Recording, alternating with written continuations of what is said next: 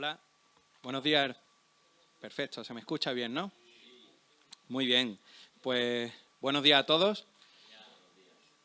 Quería confirmar lo que Selu acaba de decir sobre la reunión de oración, que es súper importante.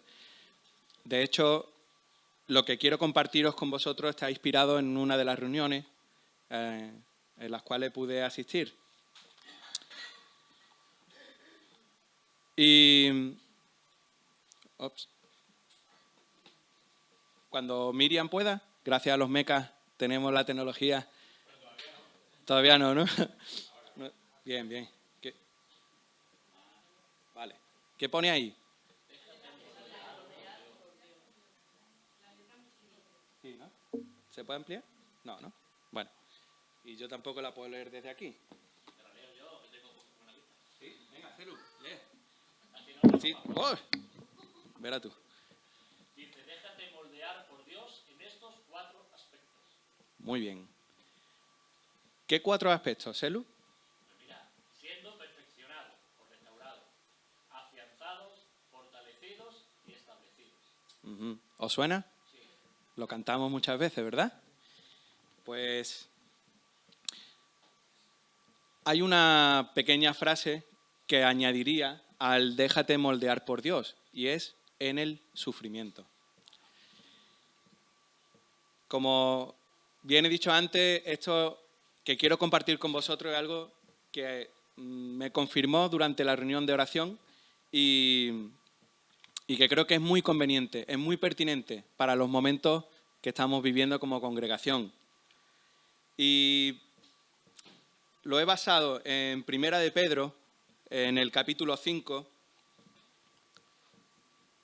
desde los versículos del 1 al 11.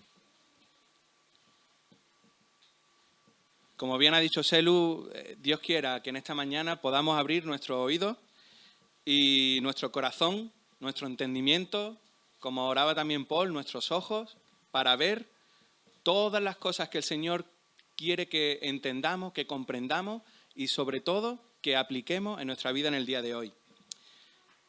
Si lo tenemos todo, lo vamos a leer. Primera de Pedro, capítulo 5.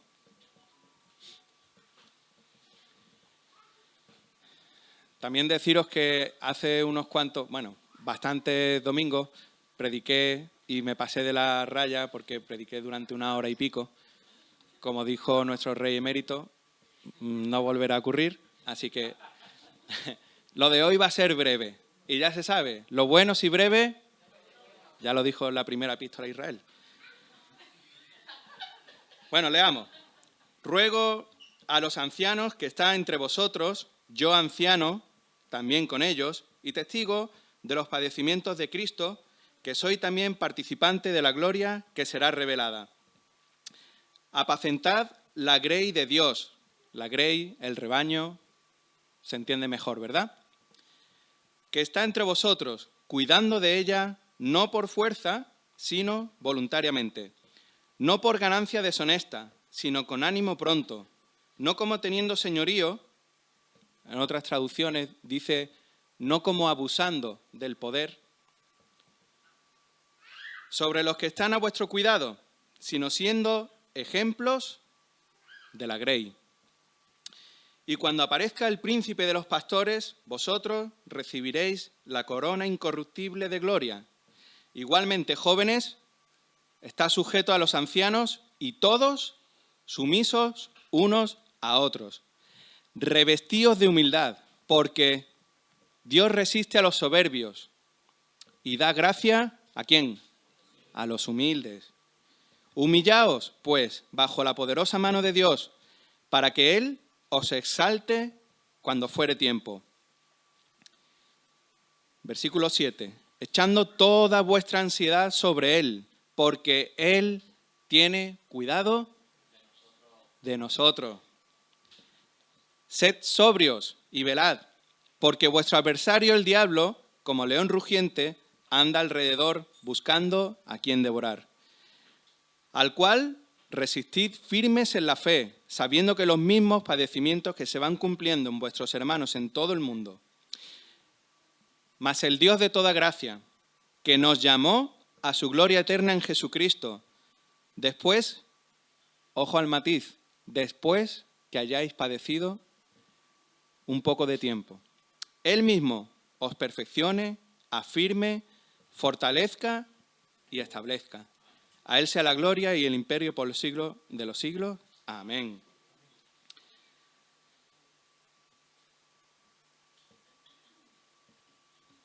Déjate moldear por Dios. No hay otra manera, no hay otro camino, no hay otra forma de ser cambiado, de ser transformado por Dios, solo dejándome hacer. ¿Veis? Esto es barro. La única forma en la que el barro se moldea, ¿cómo es? Estando en su textura normal, ¿no? Iba a decir una palabra, pero mejor la voy a cambiar. Se me ha venido otra peor. Bueno, a ver, manoseando, ¿vale? Manoseando, tocando, apretando, amoldando, en definitiva. Pero el apóstol Pedro expresa una justa recompensa conforme a los sufrimientos en los que estamos participando. Pero nos anuncia una gloria venidera si estamos afianzados en la roca que es Cristo. No hay otra forma de alcanzar la gloria si no es a través del sufrimiento.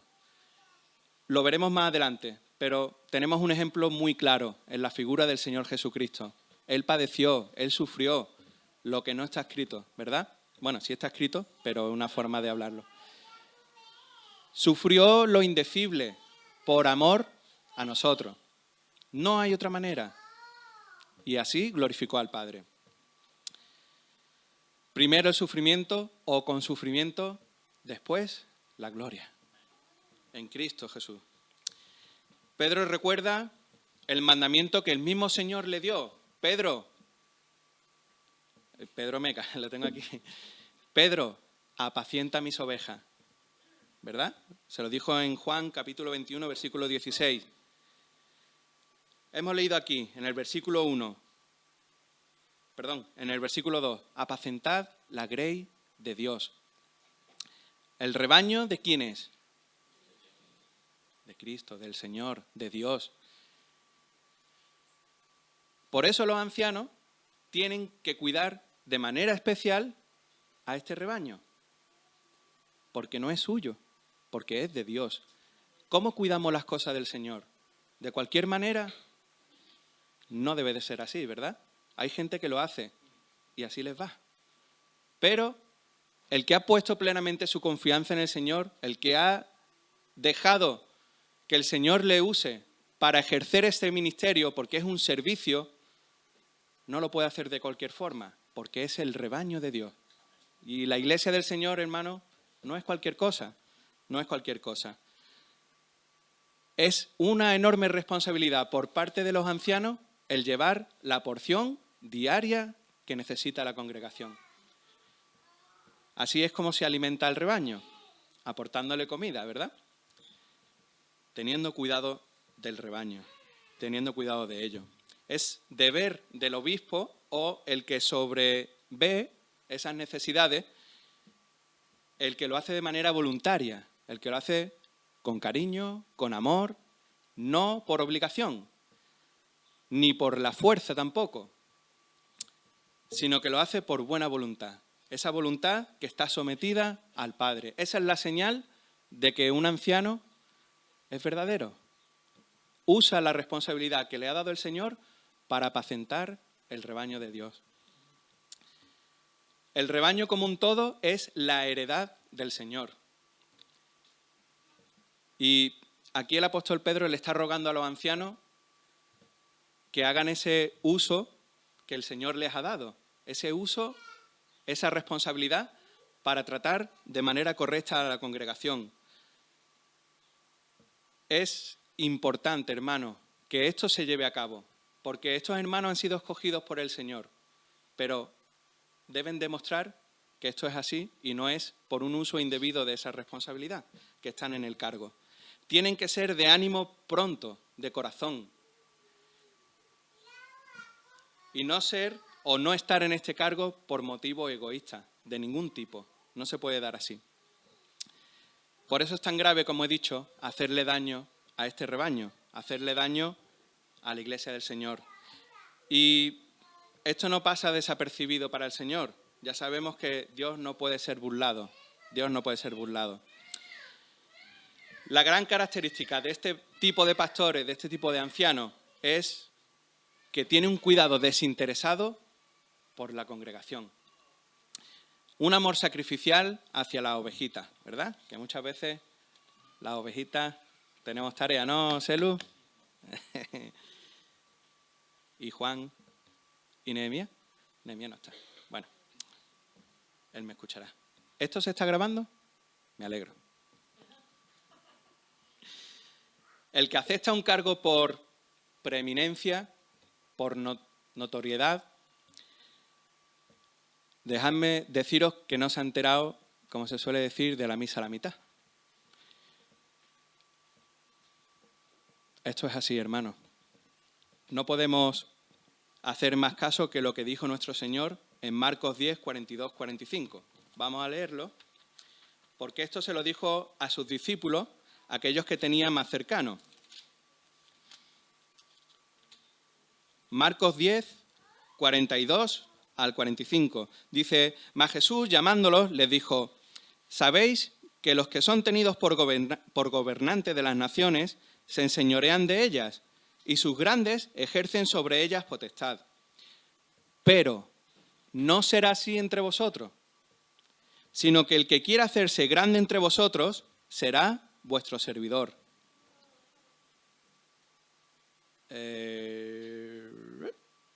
¿Por dónde voy? 43, ¿no?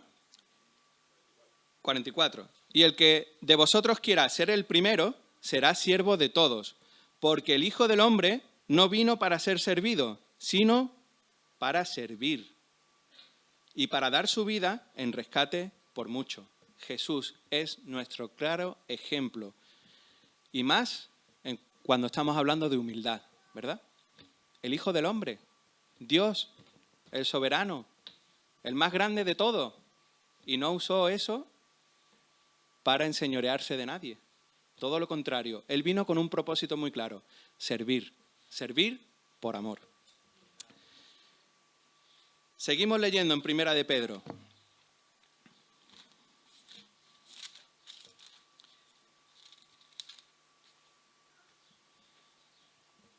Dice, y cuando aparezca el príncipe de los pastores, versículo 4, vosotros recibiréis la corona incorruptible de gloria. Versículo 5, igualmente jóvenes. Yo aludo a todos, ¿vale? Que nadie se me... Jóvenes, escuchadme. Estad sujetos a los ancianos y todos, ahora ya sí que cabemos todos, sumisos unos a otros. Revestíos de humildad, porque Dios resiste a los soberbios. ¿Y qué le da a los humildes? Gracia. ¿Y qué es la gracia? Lo que no merecemos, ¿verdad? Vosotros los más jóvenes, hoy estáis aquí los de la clase de medianos y grandes, ¿verdad? Aplicado el cuento, ¿vale? Tenemos que ver a nuestros mayores como un claro ejemplo. Para seguir al Señor, ¿en quién nos fijamos primero? Yo me fijaba en mis padres y luego en los que tenía en la congregación. Siempre aprendía algo de ellos, aunque no fueran papás. Yo me acuerdo, y perdón que cuente la anécdota, allí en San Quintín, Daniel Benítez nos ponía tareitas, porque en el culto la verdad que nos aburríamos un poquito, éramos muy pequeños, y él nos ponía tareas para buscar en la Biblia, y así por lo menos teníamos un buen uso del tiempo. Siempre estaban ahí para enseñarnos, siempre, con su ejemplo. esto también es una llamada de atención a los mayores, ¿vale? Porque los pequeños nos están observando continuamente. Y si damos un mal ejemplo, pues les va a chocar mucho. Y si les damos un buen ejemplo, pues todo lo contrario. Vamos a surgir, vamos a originar en sus corazones un deseo de ser como nosotros. Y nosotros, a su vez, tenemos el ejemplo del Señor. Es un reflejo. El Señor nos da, nosotros damos. Y así sucesivamente. Bien, esto de revestíos. ¿Voy bien, Señor? Amén. Esto es increíble. Bueno, allá vamos. Esto de revestidos, para los más expertos en griego, lo busqué en estos libritos que yo tengo magníficos, y viene una palabra que significa encombo más. Es difícil. Parece más bien del africano más que del griego, ¿verdad? Encombo más. Bueno, tiene dos posibles acepciones esta palabra, ¿vale? Una se refiere a un vestido que se ponían los esclavos, corto, que se ceñían y enseguida trabajaban. Se lo ponían y trabajaban.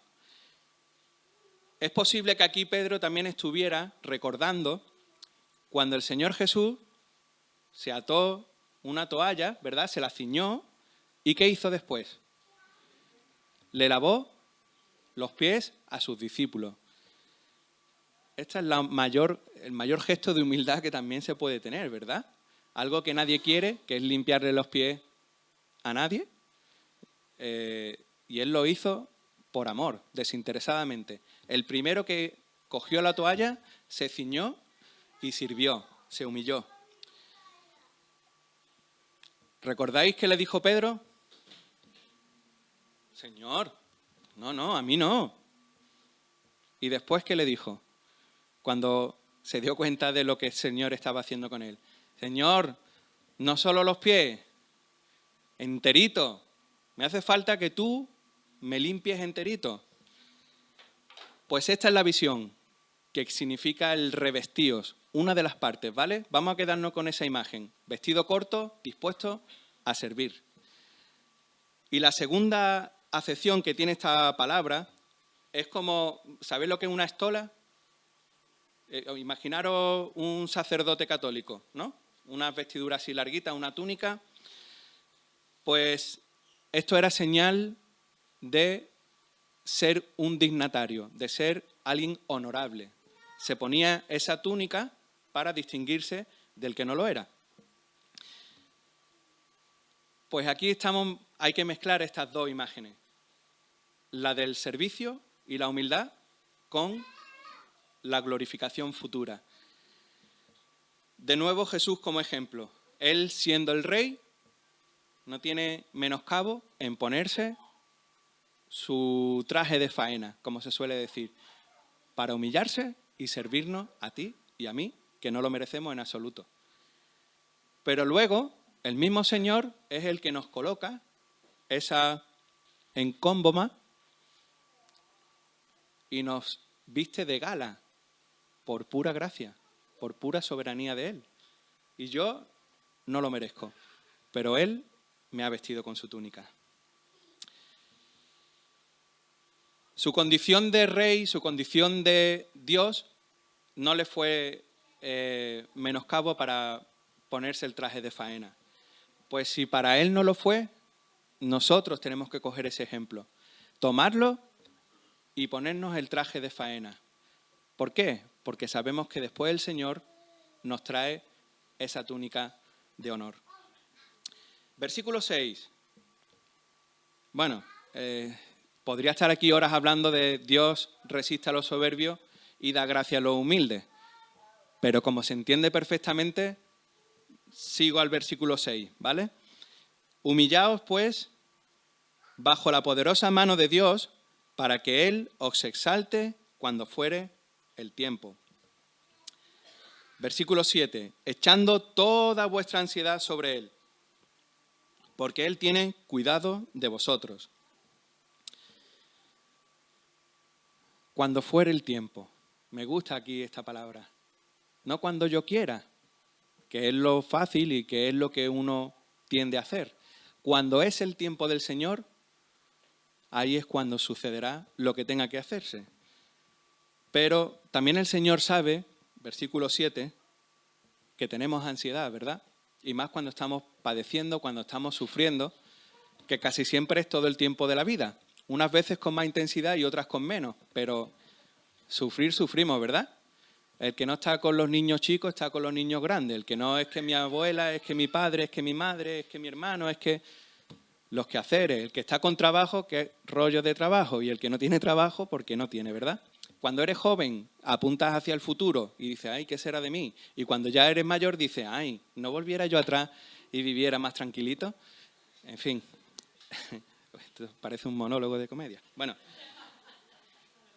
pero es la verdad, tenemos ansiedad, ¿verdad? Pero hay una solución. ¿Cuál es? ¿Alguien lo ha dicho? Cristo es nuestra solución. Si tenemos ansiedad, que la tenemos. Si tenemos sufrimiento, que lo tenemos, vamos a depositarlo en el Señor. Esa es nuestra solución. ¿Que se va a arreglar todo? Puede que sí, puede que no, no lo sabemos. Pero Él es nuestra solución. Él es nuestra solución. Además es que estamos seguros en sus manos. Rosa ha dicho antes que tenemos como un paraguas, ¿no? Que muchas veces nos impide el recibir ese torrente de bendición del Señor. Vamos a quitar ese paraguas, vamos a quitar cualquier impedimento para sentir los brazos del Señor que nos cogen, ¿vale? Miriam, ¿tú puedes poner el otro PDF? Porque ahora, a continuación, y como decía Selu, prestarme atención y no os asustéis, ¿vale? Primordial, no os asustéis. Oh, lo estoy advirtiendo. Bendito sea el Señor. Ya lo habéis visto, ¿no? Bien. Os propongo una serie de leyes que como creyentes os aconsejo que cumplamos. Pues, ¿se podría enfocar las caras de algunos?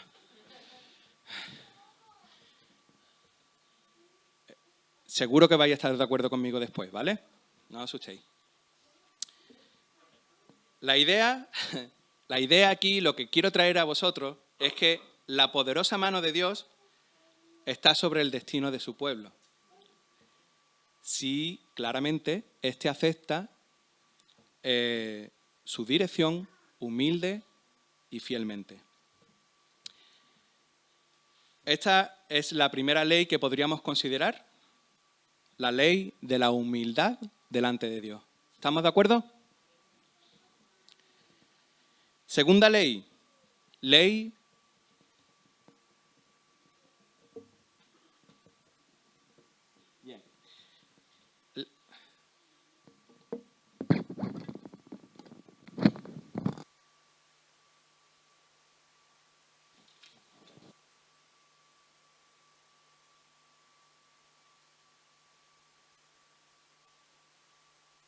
¿verdad? Menos Elu. Segunda ley, la ley de la serenidad cristiana para con Dios.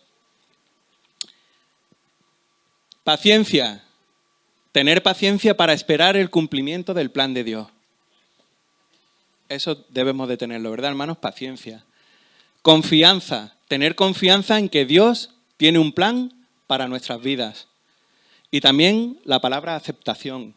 Aceptar que el plan de Dios puede no siempre ser lo que nosotros deseamos o esperamos. Dios cuida de nosotros en toda circunstancia. No hay una circunstancia, por muy dura que sea, en la que el Señor no nos cuide. Pero serenidad en Él. Tercera ley. La ley del esfuerzo cristiano y de la vigilancia cristiana. Versículo 8 de 1 de Pedro 5 dice, sed sobrios y velad, porque vuestro adversario, el diablo, como león rugiente, anda alrededor buscando a quien devorar. versículo 9, al cual resistid firmes en la fe, sabiendo que los mismos padecimientos se van cumpliendo vuestros hermanos en todo el mundo. Desgraciadamente no estamos solos. Alrededor del mundo tenemos hermanos que están sufriendo también persecución, angustia, sufrimiento, etc. He anotado una frase de un general que se llama Oliver Cromwell, es británico. ¿Lo conoce Paul? Amén, ¿verdad? Y dijo, confiad en Dios y mantened seca la pólvora. Agustín dijo, ora et labora, es decir, ora y trabaja. El Señor obviamente que va a hacer su parte. Él la va a hacer y es la mayor parte, porque Él es el que tiene el poder para hacerlo. Pero también está pidiendo por parte de nosotros un esfuerzo. ¿Y en qué nos debemos de esforzar? ¿En cumplir? Amén. ¿Pero qué más? Yo diría, esforzarnos en depender de Él. Amén. Señor. Es necesario esforzarnos para alcanzar metas espirituales.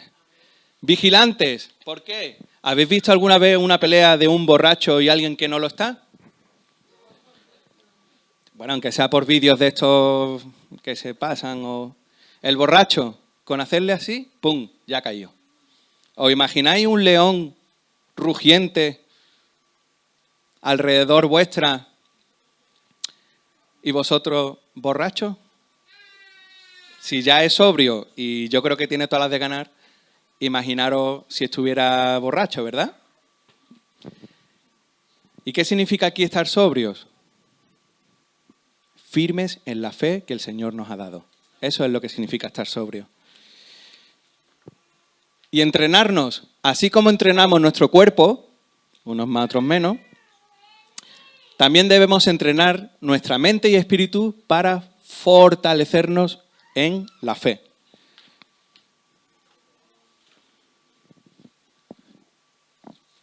Voy a poner aquí las chuletillas. Y cuarta ley, sí. Vamos a pasar a la ley de la resistencia. Eso es un nudo de barco gigante que está anclado a un noray. Y la ley de la resistencia cristiana lo he puesto en 3 aspectos. 1, en cuanto a perseverancia. La perseverancia es clave en nuestra vida cristiana. 2, la fortaleza. Necesitamos ser fuertes en la fe para resistir las pruebas, las tentaciones y los ataques de Satanás. Y yo añadiría otro cuarto, nuestra propia concupiscencia, nuestro propio pecado, ¿verdad? 3, la fe. Tener una fe sólida en Dios nos ayuda a resistir las adversidades. Luego haré un resumen, pero ¿estáis viendo que no hay nada que podamos hacer para evitar el sufrimiento? Ni yo he querido decir que vamos a evitar el sufrimiento, no. Desgraciadamente lo vamos a sentir en nuestras vidas. Pero no es lo mismo actuar en nuestras vidas con todas estas armas que el Señor nos da que hacerlo solo y desprovisto, ¿verdad? Y por último, iba a decir por fin para vosotros, la 5ª ley, que es un poco a modo de resumen, es la ley del sufrimiento cristiano. Aceptación. Debemos aceptar que el sufrimiento es parte de la vida cristiana y que tiene un propósito en nuestro crecimiento espiritual. El consuelo. También Dios nos consuela en nuestras aflicciones y nos da la fortaleza para superar cualquier situación dolorosa. Y transformación. El sufrimiento, hay 2 vías. Puede transformarnos y hacernos más fuertes en la fe, o puede que nos aleje. El sufrimiento es común para todo el ser humano. y podemos usarlo para bien o podemos usarlo para mal.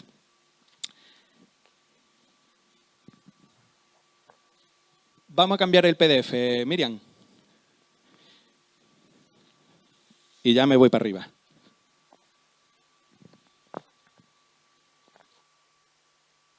No me he caído. Bien. Después que el cristiano, o durante el padecimiento, el sufrimiento,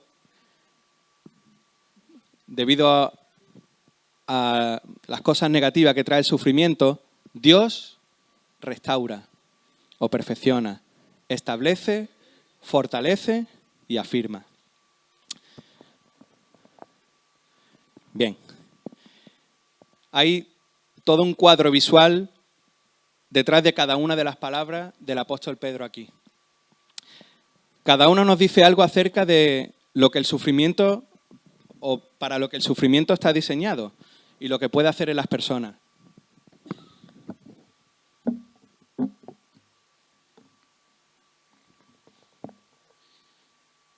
Por medio del sufrimiento, Dios perfecciona a una persona. Y también lo entendido en griego, dicen que la palabra perfección aquí realmente lo que significa, o lo que quiere denotar, es restauración. El Señor nos restaura. La palabra, imaginaros el texto cuando en Marcos 1:19 dice, estaban remendando las redes porque estaba roto. Pues esta palabra perfeccionar o restaurar significa que lo que está roto, el Señor lo arregla. Parece que es una palabra difícil de traducir, pero está claro que la connotación de lo que quiere decir es que si nosotros aceptamos con humildad, con confianza y con amor, el Señor puede reparar todas las debilidades que tenemos en nuestra persona, ¿verdad? Y además suplir todo lo que no tenemos y hacer de un creyente una persona digna, una persona grande, por su poder. El sufrimiento está diseñado por Dios para añadir las notas de gracia a nuestra vida. También podemos observar que el sufrimiento, por medio del sufrimiento, Dios afirma a una persona. Y aquí esta palabra griega quiere decir echar el cimiento, ¿verdad, Rubén? Cuando uno construye una casa, ¿por dónde la empieza? Por el cimiento. Y si ese cimiento no está bien, os aseguro que la casa, el edificio o el local que sea, enseguida va a caer. Pues cuando tenemos que enfrentarnos con la aflicción, con el sufrimiento, ahondamos, cimentamos, colocamos nuestras bases en la roca que es Cristo, ¿verdad? Si nos afirmamos en Él, yo os aseguro que no vamos a ser derribados, pero no por nosotros, ni por nuestras fuerzas, ni por nuestros méritos, sino porque estamos en la roca que es Cristo. Aquí voy a leer un texto que está en Isaías 61, que me recordó mucho a una cimentación, pero esta es de manera natural. Isaías 61, que es un texto muy conocido, dice, el Espíritu del Señor está sobre mí, porque me ungió Jehová. Me ha enviado a predicar buenas nuevas a los abatidos, a vendar a los quebrantados de corazón, a publicar libertad a los cautivos y a los presos, apertura de la cárcel, a proclamar el año de la buena voluntad de Jehová y el día de venganza del Dios nuestro, a consolar a todos los enlutados, a ordenar que a los afligidos de Sión se les dé gloria en lugar de ceniza, óleo de gozo en lugar de luto, manto de alegría en lugar del espíritu angustiado. Y serán llamados árboles de justicia, y aquí me quería detener, plantío de Jehová. ¿Para qué? para gloria suya. Reedificarán las ruinas antiguas y levantarán los asolamientos primeros y restaurarán las ciudades arruinadas, los escombros de muchas generaciones. ¿Cuántos escombros llevamos en nuestra espalda, hermanos? Mucho, más del que deberíamos. Pero aquí estamos, porque el Señor nos ha plantado. Somos plantío del Señor, por su gloria, porque Él ha querido, ¿verdad? Es entonces cuando descubrimos qué son las cosas inconmovibles, las que no se pueden mover. Dios como roca. Decirte que es en la hora de la prueba cuando descubrimos las grandes verdades en las que se funda una vida verdadera en el Señor, ¿verdad? Cuando todo va bien, parece que no nos acordamos mucho del Señor. Y cuando no nos va tan bien, ahí nos agarramos, ¿verdad?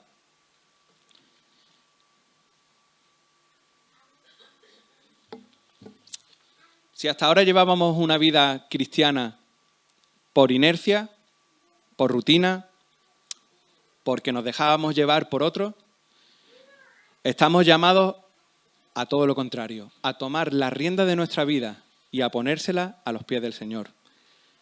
A tener una vida espiritual humilde, que la humildad gobierne nuestra vida y defender totalmente a lo único que nos puede transformar, que es quitar nuestra soberbia, quitar nuestro egoísmo, quitar todo aquello que estorbe, ese paraguas, ¿no? Me ha gustado, Rosa, ya lo voy a coger. Desnudarnos, en definitiva, delante del Señor, no poner nada que impida esa transformación de su parte. Nuestra roca es Cristo y nada más, y nada menos, y nada menos. Última página. Jamás había predicado con 4 páginas, hermano. Esto me estoy superando. El Señor me está redimiendo y me está transformando. ¿Cómo que el tiempo es el mismo, hermana? En sujeción. Amén, hermana. Perdón. ¿Esta noche puedo dormir en casa de alguno? El sufrimiento, que a partir de ahora yo voy a tener también añadido. Como decía antes, puede conducir a una persona a la amargura, a la desesperación, al mal camino, en definitiva, o todo lo contrario, puede acercarnos al Señor. ¿Cuántos se han apartado por las dificultades? ¿Cuántos se han apartado por padecer sufrimiento? Yo conozco muchos hermanos. Se confirma. Parece que el Señor está probándonos, ¿verdad, hermano? Estamos en mitad de una prueba. Estamos en mitad de un zarandeo tremendo. Solo si nos agarramos al Señor y a sus promesas es que podemos salir victoriosos ante Él, con y por su poder. No se trata de nosotros, solo Dios. Solo Dios. Tercer medio que el Señor nos fortalece a través del sufrimiento es que Él nos fortalece como personas. Aquí la palabra griega, hoy me ha dado por el griego, ¿verdad? Viene a significar que nos equipa para el servicio activo. Una vida sin esfuerzo, una vida sin disciplina, inevitablemente se vuelve, como diría el Fari, ¿verdad?, en una vida blandengue. Una vida débil, una vida floja. Y no sabemos de verdad lo que representa nuestra fe para nosotros, cuando ha sido templada en el horno de fuego, ¿verdad? Cuando ese acero es templado en el horno, es moldeable. Y ya se quita la impureza y se queda firme. Pues ese debe de ser nuestro sentir delante del Señor. Que pasemos por el fuego y seamos limpios para que se quite toda impureza y el Señor moldee nuestra vida. Hay algo que es muy visual también. Yo que trabajo en el mundo de los incendios, el mismo viento puede que haga de una llamita pequeña, ¿no?, que la extinga. Un aire fuerte. A una llamita pequeña la extingue. Pero cuando la llama ya es grande y viene ese mismo viento, eso es imparable, imparable. Pues hermano, la fe es esa llama que tenemos dentro. ¿Es una llamita o tenemos una pedazo de fogata buena? ¿Qué queremos? ¿La llamita? No, ¿verdad? No tiene sentido. Pues el viento va a venir. Nosotros elegimos, ¿verdad? Hay que someterse al Señor. Y cuarto, por medio del sufrimiento, Dios establece a una persona. Y esto de establecer, otra palabra griega, tampoco la voy a mencionar, pero viene a significar que nos hace fuertes como el granito, ¿verdad? El granito es fuerte, fuerte, fuerte, fuerte. Os pongo otro ejemplo personal. Mi hijo pequeño, Tiago, tiene una máscara de superhéroe. Y él, cuando se pone la máscara de Hulk, se cree fuerte, el más fuerte de todos. Solo se ha puesto una máscara, pero él ya se lo cree. Pues hermano, ¿sabéis lo que el Señor nos ha puesto en nuestro corazón? El Espíritu Santo. Esa es la pedazo de máscara de Hulk. ¿Te lo crees? Vamos a coger y ser conscientes que el Señor nos ha provisto de todo cuanto necesitamos para que en medio del sufrimiento podamos avanzar, podamos ser fuertes. Y ya por último, y es de verdad, quiero leer un pasaje que está en Hebreos y que hasta me asusté cuando lo leí, porque refleja muy claramente la situación actual de nuestra congregación. Está en Hebreos capítulo 10, a partir del versículo 32. Y dice así, Hebreos 10, 32. Pero traed a la memoria los días pasados, en los cuales, después de haber sido iluminados, sostuvisteis gran combate de padecimientos. Por una parte, ciertamente, con vituperios y tribulaciones fuisteis hechos espectáculo. Y por otra, llegasteis a ser compañeros de los que estaban en una situación semejante, porque de los presos también os compadecisteis, y el despojo de vuestros bienes sufristeis con gozo, sabiendo que tenéis en vosotros una mejor y perdurable herencia en los cielos. Hermanos, nos pueden quitar todo lo material que quieran, pero nosotros sabemos que tenemos una herencia en los cielos y esa no nos la puede quitar nadie. No perdáis, pues, versículo 35, vuestra confianza, que tiene grande galardón, porque os es necesaria, como hemos dicho antes, ¿verdad?, la paciencia, para que, habiendo hecho la voluntad de Dios, obtengáis la promesa. Paciencia, hacer la voluntad de Dios y luego ya vendrá la promesa. Porque aún un poquito, como leíamos antes, ¿verdad?, es necesario que padezcamos un poco de tiempo. Pero el que ha de venir, vendrá y no tardará. Mas el justo vivirá por fe. Y si retrocediere, no agradará a mi alma.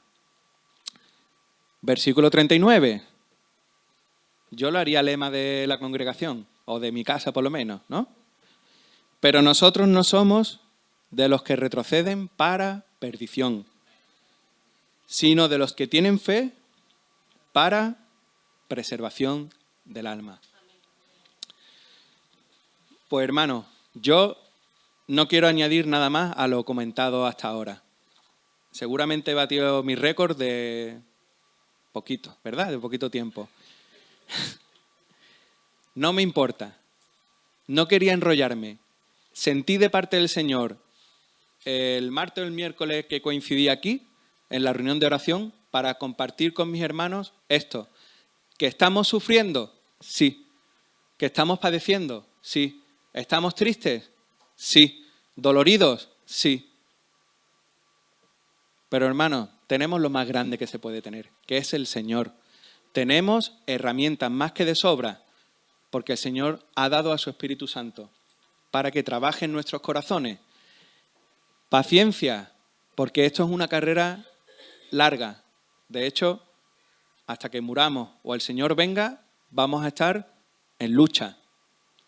Ya tenemos bastante con Satanás, ya tenemos bastante con nosotros. Así que vamos a evitar esos ataques. ¿Cómo?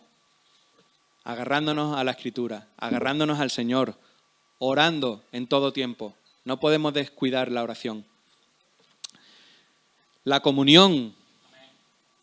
Hermano, eso es un arma que yo aseguro que a Satanás le entran 100 patas en el estómago cuando ve que hay bendición y vida eterna. Pues eso no hay que descuidarlo. Todo lo contrario, a doblegar, a aumentar